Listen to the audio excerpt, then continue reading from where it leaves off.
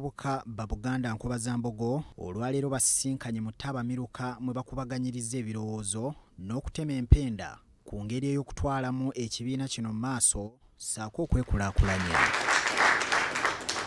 Minisita w'abavubuka emizannyo n'ebitone Oweekitiibwa Robert Sserwanga Ssaalongo bw'abadde aggalawo Tabamiruka ono abasabye okwenyigira mu nteekateeka z'Obwakabaka kibayambeko okuggumiza ekitiibwa ky'ekibiina ekya Nkobazambogo. N'otulawo akanga tonajoliza kulaga omaze emyaka 3-4 bakusomesa ng'olina netiwaaka eno yonna emirimu gya Ssaabasajja gyonna gye tukola gitandikira ku ffe. Oweekitiibwa Robert Sserwanga ayongeddeko nti abavubuka ba Nkobazambogo balina okukiikanga embuga okutandika n'omwaka guno nabo babeerengako n'ettoffaali lye bateeka ku nkulaakulana. Afadhali buli semester abantu baveeyo kweyo baddeko wa enawalala naawe yanguyirwa omuki omulimu gwe ssentebe oyanguyirwa omwana akuwadde ettubo namugamba tona kulongoosa lubiri. Oweekitiibwa Dr. Rashid Lukwago omukiise w'abavubuka mu lukiiko lwa Buganda abasabye okubeera ekyokulabirako ekirungi eri abalala n'okukuuma ekitiibwa kya Buganda. Ssentebe twongere okutambula n'omulembe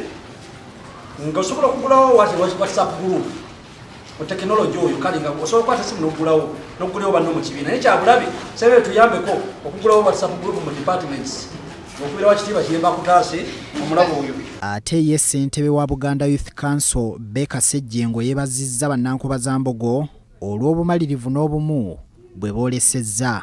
Bassentebe b'amasaza, bassentebe b'amagombolola, bassentebe ba Nkobazambogo monna ne bassentebe b'ebibiina olw'obuweereza bw'omukola obuteebalira wakati mu kukola nga mukozesa busobozi bwammwe.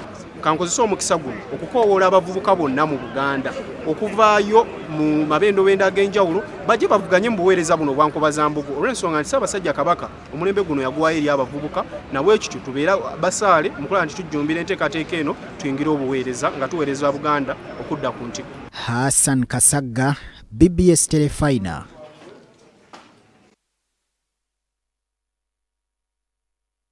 Wakulikayo Hassan Kasagga ku ddakiika 3.